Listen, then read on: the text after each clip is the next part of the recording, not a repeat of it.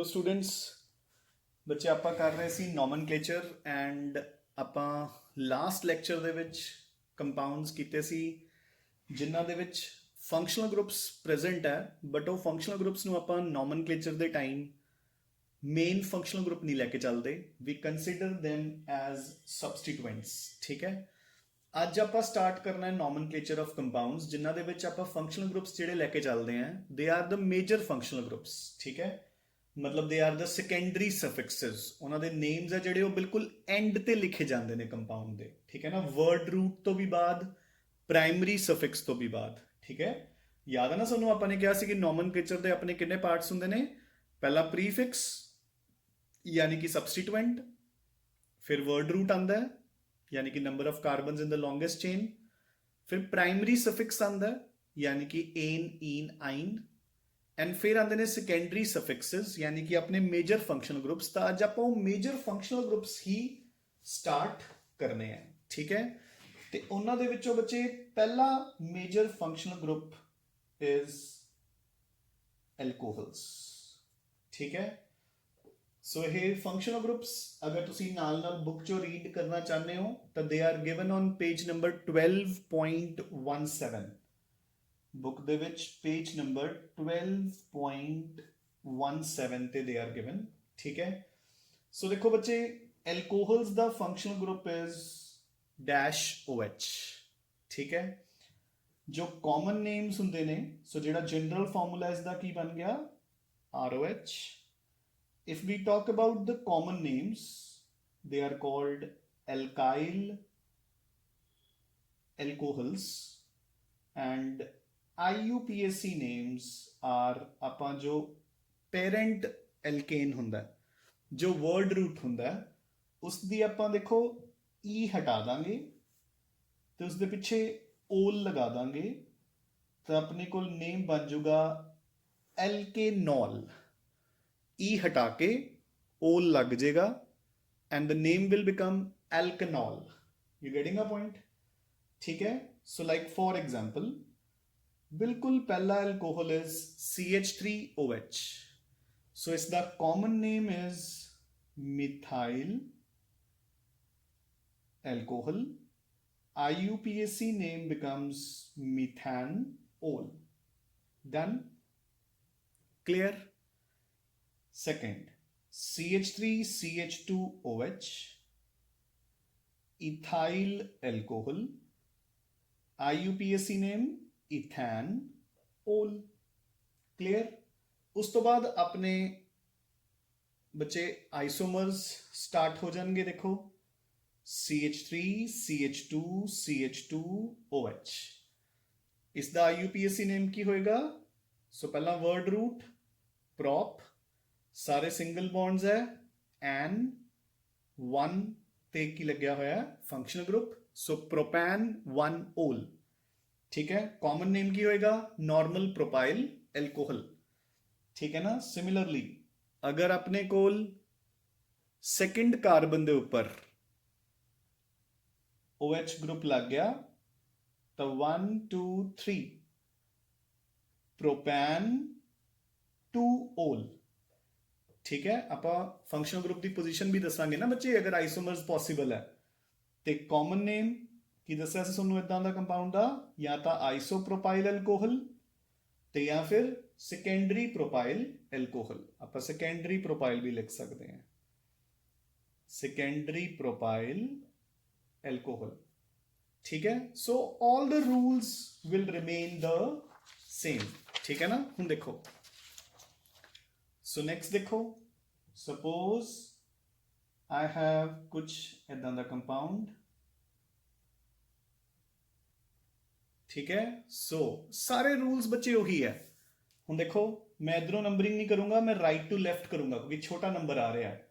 So 1 2 3 4 I number the carbon chain so that the functional group gets the smallest possible number. ठीक है, सो इधरों करदा था 1 2 3 ते आंदा तो अपना नेम की होएगा ब्यूटैन 2 ओल। ठीक है, अगर सपोज सारे कार्बन्स नू इंक्लूड करना पॉसिबल नहीं है that will include the longest chain containing the functional group. For example देखो, अगर मेरे कोल कुछ ऐदा दा कंपाउंड है, let it be our compound is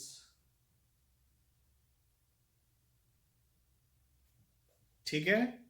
सो देखो ਆਪਾਂ ਨੂੰ दिख रहा है कि लंबी तो लंबी चेन केड़ी है 1 2 3 4 5 6, जबकि नीचे वाली केड़ी है 1 2 3 4 5, जबकि मैं 5 वाली लूंगा क्योंकि 5 ते मेरा OH लग गया, ठीक है ना। तो नंबरिंग भी मैं इधरों करूंगा क्योंकि पहले कार्बन ते है। सो हुन मेरा कंपाउंड का नेम की बन गया देखो 2 इथाइल, इथाइल साइड ते रह गया ना, सो ये सब्सटीट्यूएंट रह गया मेरा 2 ethyl pentan 1 올। Clear. So all these ਜਿਹੜੇ ਬਾਕੀ ਦੇ ਰੂਲ ਹੁੰਦੇ ਨੇ ਬੱਚੇ they will remain the same, ਠੀਕ ਹੈ ਨਾ। ਅੱਛਾ, ਇੱਕ ਚੀਜ਼ ਹੋਰ ਧਿਆਨ ਚ ਰੱਖਣੀ ਹੈ ਕਿ ਅਗਰ ਇੱਕ ਤੋਂ ਜ਼ਿਆਦਾ ਫੰਕਸ਼ਨਲ ਗਰੁੱਪਸ ਕੀ ਕਹਿੰਦੇ ਹੁੰਦੇ ਨੇ, ਇੱਕ ਤੋਂ ਜ਼ਿਆਦਾ ਸੇਮ ਫੰਕਸ਼ਨਲ ਗਰੁੱਪਸ ਪ੍ਰੈਜ਼ੈਂਟ ਹੈ, ਫੋਰ ਐਗਜ਼ਾਮਪਲ ਐਦਾਂ, ਠੀਕ ਹੈ। ਤਾਂ ਪਹਿਲਾਂ ਤਾਂ ਆਪਾਂ ਦੋਨਾਂ ਦੇ ਨੰਬਰ ਦੇਵਾਂਗੇ ਅਲੱਗ ਤੋਂ ਤੇ ਪ੍ਰੀਫਿਕਸ ਯੂਜ਼ ਕਰਾਂਗੇ ਅੱਗੇ ਡਾਈ ਟਰਾਈ ਵਗੈਰਾ। ਹੁਣ ਮੇਨ ਚੀਜ਼ ਦੇਖੋ, ਨਹੀਂ ਤਾਂ ਆਪਾਂ ਕੀ ਲਿਖਦੇ ਸੀ ਇਥੈਨ 올, ਹਨਾ, 2 ਕਾਰਬਨ ਲਈ। ਹੁਣ ਆਪਾਂ ਜਿਹੜੀ E ਹੈ ਉਹਨੂੰ ਰਿਟੇਨ ਕਰਾਂਗੇ। ਹੁਣ ਆਪਾਂ E ਨੂੰ ਹਟਾਵਾਂਗੇ ਨਹੀਂ, ਇਥੇਨ 1,2 ਡਾਇਓਲ। ਐਂਡ ਅਗੇਨ ਦੇਖੋ ਆਪਣਾ ਰੂਲ ਉਹੀ ਰਿਹਾ ਕਿ ਇੱਧਰ ਕੌਨਸੋਨੈਂਟ ਆ ਗਿਆ ਤਾਂ ਇੱਥੇ ਆਪਾਂ ਨੇ ਵੋਵਲ ਲਗਾਤਾ, ਠੀਕ ਹੈ ਨਾ। ਇਥੇਨ 1,2 ਡਾਇਓਲ। ਫੋਰ ਐਗਜ਼ਾਮਪਲ ਅਗਰ ਇਹ ਇਦਾਂ ਹੁੰਦਾ CH2 CH2 CH2 OH and OH 1 2 3 propane 1,3 diol, propane 1,3 diol। अगर सपोज बच्चे कुछ ऐदा हुंदा तो तीनों कार्बन्स दे ऊपर है प्रोपेन 1,2,3 ट्रायोल, ठीक है ना। Propane 1,2,3 triol. क्लियर। अच्छा, अगर डबल ट्रिपल बॉन्ड्स भी विच इंक्लूड हो गए ਤਾਂ ਵੀ ਉਹਨਾਂ ਦੀ ਕੋਈ ਪ੍ਰੈਫਰੈਂਸ ਨਹੀਂ ਹੈ, ਪ੍ਰੈਫਰੈਂਸ ਆਪਣੇ ਸਿਰਫ OH ਗਰੁੱਪ ਦੀ ਹੈ। ਚਲੋ ਉਹ ਤਾਂ ਖੈਰ ਆਪਾਂ ਮਿਕਸ ਕਰਕੇ ਕਿੱਦਾਂ ਕਰੀਦੇ ਨੇ ਉਹ ਆਪਾਂ ਬਾਅਦ ਵਿੱਚ ਕਰਾਂਗੇ, ਬਟ ਫਿਲਹਾਲ ਪਹਿਲਾਂ ਆਪਾਂ ਨੂੰ ਇਹ ਪਤਾ ਹੋਣਾ ਚਾਹੀਦਾ, ਠੀਕ ਹੈ। So this is your first functional group जिस ਨੂੰ ਆਪਾਂ ਬੋਲਦੇ ਹਾਂ ਐਲਕੋਹਲਸ ਬੱਚੇ, ਠੀਕ ਹੈ ਨਾ। Now come on to your second functional group जो आप डिस्कस करना है, so that is called aldehydes, ठीक है। एल्डिहाइड्स का फंक्शनल ग्रुप हुंदा है बच्चे CH डबल बॉन्ड O, चाहे आप इसमें इकट्ठा करके कंबाइन करके लिख दो CHO, ठीक है, चाहे आप इदा लिख दो C bond H bond double bond O, ठीक है। नाउ हुण इसका जनरल फॉर्मूला बन गया RCHO। क्लियर। IUPAC नेम्स इन्हां दे आपां की करते हैं, सेम वर्ड रूट दी E हटा देने हैं और पिछे अल लगा देने हैं। सो जिवें अल्कोहल च एल्के नॉल कीता है, इत्थे एल्के नल आऊगा, ठीक है। सो एल्केनल्स। क्लियर। ਹੁਣ ਦੇਖੋ ਜੋ ਪਹਿਲਾ ਐਲਡੀਹਾਈਡ ਹੈ, ਸੋ ਆਪਾਂ ਨੇ ਕੀ ਕੀਤਾ, ਕਾਰਬਨ ਦੇ ਨਾਲ ਇੱਕ H ਲਗਾਤਾ, ਸੋ ਇੱਕ ਸਿੰਗਲ ਕਾਰਬਨ ਵਾਲਾ ਬਣ ਗਿਆ ਇਹ। ਇਸ ਦਾ ਕਾਮਨ ਨੇਮ ਹੁੰਦਾ ਬੱਚੇ formaldehyde. So common name as it is ਆਪਾਂ ਨੂੰ ਲਰਨ ਹੀ ਕਰਨਾ ਪੈਂਦਾ। IUPAC ਨੇਮ ਆਪਾਂ ਈਜ਼ੀਲੀ ਲਿਖ ਸਕਦੇ ਹਾਂ, ਮਿਥੈਨ ਦੇ ਪਿੱਛੇ ਅਲ, ਸੋ ਮਿਥੇਨਲ, ਠੀਕ ਹੈ। ਮਿਥੈਨ ਦੇ ਪਿੱਛੇ ਅਲ, ਮਿਥੇਨਲ। क्लियर। अगर अपने कोल हुंदे 2 कार्बन्स ਤਾਂ इथेनल कॉमन नेम हुंदा है एसिटाइलडीहाइड। खैर अपन उस तो इन्नी लोड़ नहीं है। अगर 3 होंगे सेम प्रोपेनल, 4 ਲਈ ब्यूटेनल एंड सो ऑन, ठीक है। तो ईजी है हुन। हाँ, again rule remains the same. अगर सपोज अपने कोल कुछ ऐदां दा हुंदा कि like CH2 CHO CH2 CH2 CHO, so 2 aldehyde functional groups हो गए 1 2 3 4 5। ठीक है ना, ये भी तो कार्बन ही है ना, सो अपन ने इसको नंबर देता, तो इसका नेम की बनेगा, देखो पेंटेन। अगेन अपन ने ई नु रिटेन कर लिया, 1,5 डाई अल, पेंटेन 1,5 डाई अल। ठीक है, चलो खैर इदां दी एग्जांपल्स दा बाद चाहांगे, पहला एक बार अपन ने फंक्शनल ग्रुप्स अपने मेजर मेजर रिवाइज करने हैं बच्चे। ठीक है, so these are your aldehydes, done. Now next come on to carboxylic acids. So next functional groups are carboxylic acids. So बच्चे functional group ਹੁੰਦਾ ਇਹਨਾਂ ਦਾ dash, C ਦੇ ਨਾਲ ਇੱਕ ਡਬਲ ਬੌਂਡ O ਔਰ ਇੱਕ OH, ਜਿਸ ਨੂੰ ਆਪਾਂ ਕੰਬਾਈਨ ਕਰਕੇ COOH भी लिख दिंदे हैं। ठीक है, सो इन्हां दा जनरल फॉर्मूला की बन गया RCOOH। IUPAC नेम्स अगेन देखो, आपां एल्केन दी E हटा के पिछे लगा दिंदे हैं oic acid, alkanoic acid. So अपना कंपाउंड का नेम बन गया alkanoic acid. Clear, so again same, बिल्कुल पहला एसिड HCOOH, जिसका कॉमन नेम हुंदा बच्चे फॉर्मिक एसिड, और IUPAC नेम की बन गया मीथेन दी E हटा के oic acid, so methanoic acid. Clear, second CH3COOH, acetic acid, so दो कार्बन्स है तो नेम बन गया इथेनोइक एसिड। सो अगर 3 हुंदा है प्रोपेनोइक एसिड, 4 हुंदे butanoic acid and so on. हुण देखो सेम वे नाल अगर मेरे पास एक तो ज्यादा एसिड ग्रुप्स लगे हैं 1 2 3 4 5, तो मेरा नेम की बनेगा, फिर मैं ई नू रिटेन कर लिया, pentane 1,5 dioic acid. So the rules will continue to remain the same बच्चे। ठीक है ना, कोई फर्क नहीं होएगा रूल्स दे विच, रूल्स आपां उदां दी उदां ही लिखांगे। Clear, now next move on to the next type of functional groups, so जिसਨੂੰ ਆਪਾਂ ਬੋਲਦੇ ਹਾਂ ਬੱਚੇ कीटोन्स। ठीक है, कीटोन्स ਦਾ ਫੰਕਸ਼ਨਲ ਗਰੁੱਪ ਹੁੰਦਾ ਹੈ dash C double bond O dash. ठीक है, ਆਪਾਂ ਕੰਬਾਈਨ ਕਰਕੇ ਸਿੱਧਾ ਵੀ ਲਿਖ ਸਕਦੇ ਹਾਂ। ਸੋ ਇਸ ਦਾ ਜਨਰਲ ਫਾਰਮੂਲਾ ਕੀ ਬਣ ਗਿਆ कि मिनिमम एक कार्बन चेन लैफ्ट साइड ते, एक कार्बन चेन राइट साइड ते, यानी कि कीटोन्स को मिनिमम कितने कार्बन होंगे 3, है ना, क्योंकि एक एक कार्बन तो होएगा ना, मिनिमम एक कार्बन इधर एक कार्बन इधर। सो अपने को RC double bond O R dash, जिथे R ते R डैश सेम हो भी सकते हैं, नहीं भी हो सकते। ठीक है, नाउ IUPAC नेम्स इन्हां दे अगेन एल्केन दी ई हटा के मैं पिछे ओन लगाता, एल्केनोन। ठीक है, एल्केन दी ई हटा के बच्चे आप पिछे ओन लगावांगे, जिसनों आप बोलते हैं एल्केनोन्स। ठीक है, नाउ हुण देखो पहला कीटोन, जो मैं दोनों तरफ एक एक कार्बन लगाता, सो दोनों देखो C double bond O group की है कीटोन, दोनों तरफ की है मिथाइल। सो कॉमन नेम हो गया इसका डाईमिथाइल कीटोन।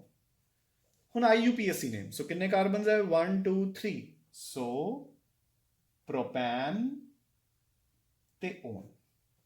क्लियर, आइसोमर इसका कोई पॉसिबल ही नहीं है, क्योंकि हले तो आपने दोनों तरफ एक एक कार्बन ही लगाया है। ठीक है, हाँ जी, अगर अपने पास होंगे बच्चे सपोज एक तरफ 2 ते एक तरफ एक कार्बन, सो एक तरफ मैं लगाता इथाइल ग्रुप, एक तरफ मिथाइल ग्रुप, ठीक है।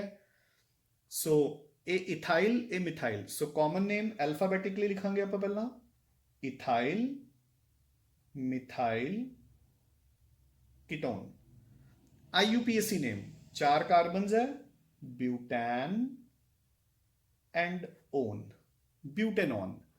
अच्छा ਇੱਥੇ ਵੀ ਆਪਾਂ ਨੂੰ ਕਾਰਬਨ ਮਤਲਬ ਕੀਟੋਨ ਦੀ ਪੋਜੀਸ਼ਨ ਦੱਸਣ ਦੀ ਲੋੜ ਨਹੀਂ ਹੈ, ਕਿਉਂਕਿ ਦੇਖੋ ਦੋ ਹੀ ਪੋਜੀਸ਼ਨਸ ਬਣਦੀਆਂ।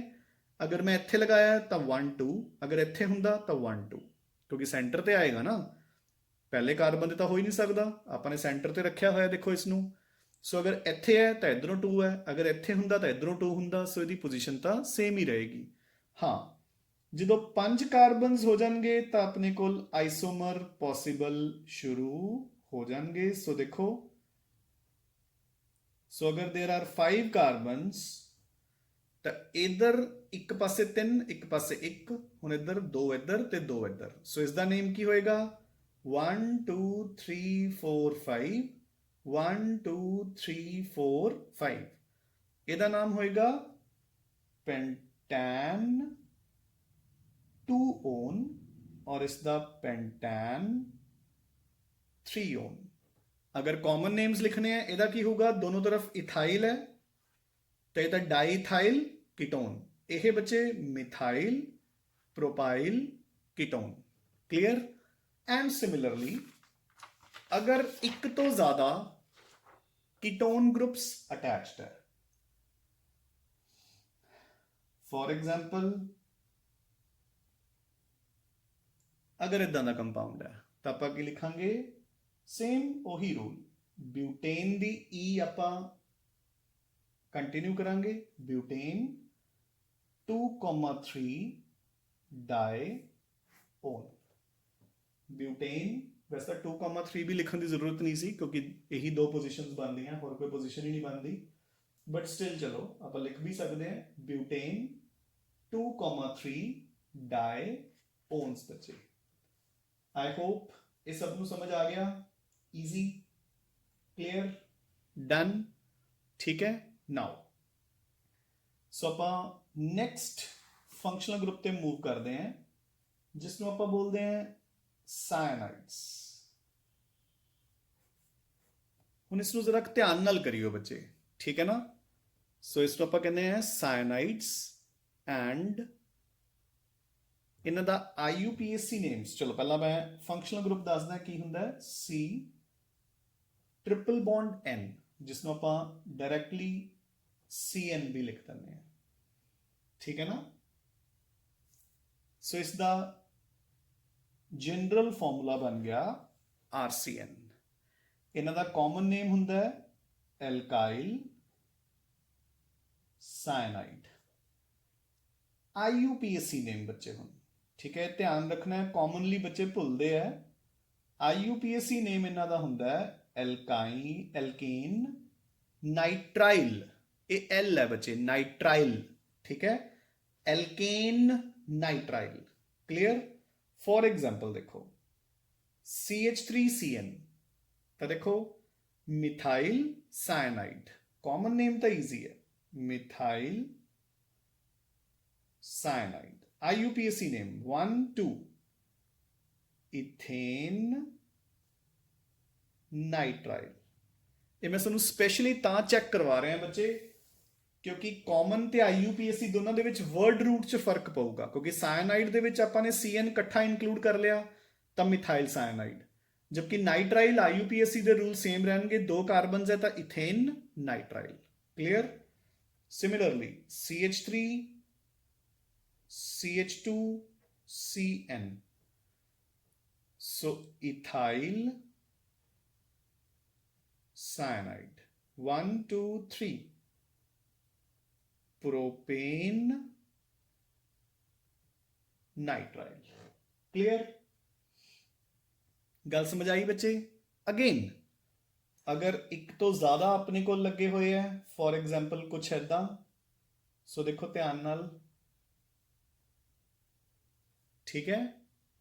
सो 2 CN लगे है तो इथों नंबरिंग शुरू करो 1 2 3 4 5, तो अपने को नेम की बनया पेंटेन, सो देखो मैं ई अगेन रिटेन कर ली, ठीक है, पेंटेन 1,5 डाई नाइट्राइल, इजी, ठीक है, पेंटेन 1,5 डाई नाइट्राइल, ठीक है बच्चे।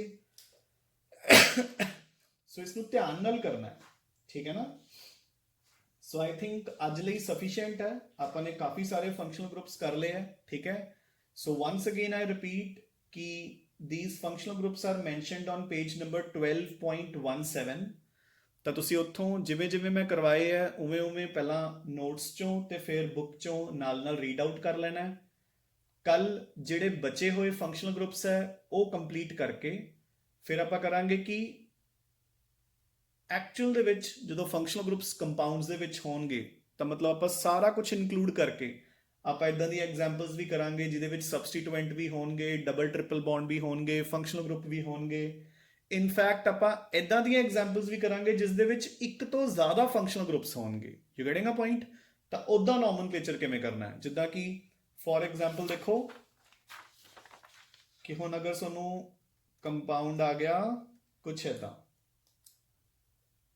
CH3 CH CH3 CH OH CH2 CH CHO CH2 COOH, ठीक है।